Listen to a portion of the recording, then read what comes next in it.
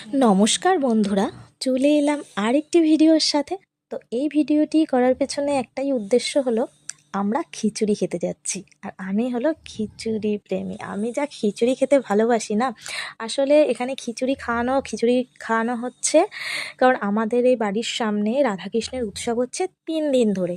বৃহস্পতিবার থেকে শুরু হয়েছে, ঠিক আছে? তা বৃহস্পতিবার দিন জল সইতে গেছে, শুক্রবার দিন বিয়ে হয়েছে, শনিবার দিন রাসলীলা হয়েছে, রবিবার দিন সমস্ত মানে কীর্তন যা যা প্রসেস সেগুলো সব কমপ্লিট করে তারপরে আর কি খিচুড়ি খাওয়ানোর পালা।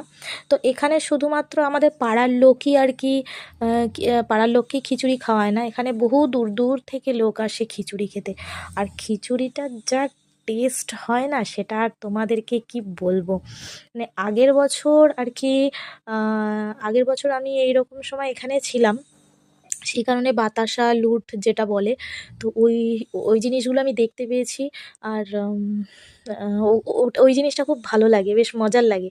কিন্তু এবছর দুঃখের বিষয়, এবছর আর আমি থাকতে পারিনি, যেহেতু আমি আমার শ্বশুরবাড়ি থেকেই এসেছিলাম আর কি এখানে খিচুড়ি খাওয়াবে। আর আমি আজ আসবো না আমাদের এখানে, তাও আবার পাড়ায় বসিয়ে খিচুড়ি খাওয়াবে।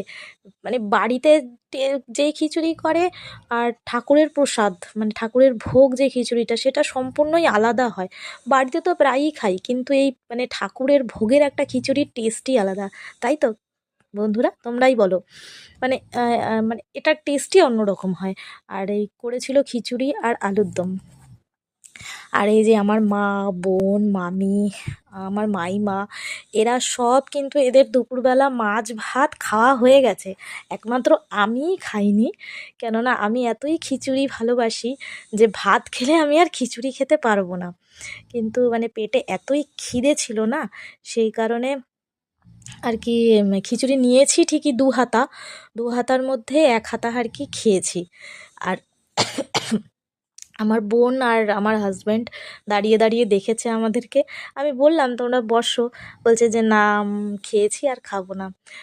আমার বর খিচুড়ি অতটা ভালোবাসে না, বলছে ঠিক আছে চলো তোমার সাথে যাব। আর গিয়ে তোমাকে আমি ভিডিওটা করে দিতে পারি, এর থেকে আমি খিচুড়ি খেতে পারবো না। আর ঠিক আছে, তোমাকে কোনো জোর করবো না, আমি যেহেতু খিচুড়ি প্রেমী, আমি তো খিচুড়ি খেতে ভালোবাসি, তা আমাকে তো যেতেই হবে, কিছু করার নেই।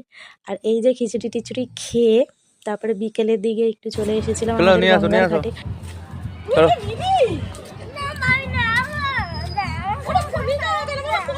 চলো তোমাকে দেবো চলো ওদিকে চলো ওদিকে না গাড়ি নিতে হবে না, গাড়ি নিতে হবে না, অন্য কিছু দেবো। হ্যাঁ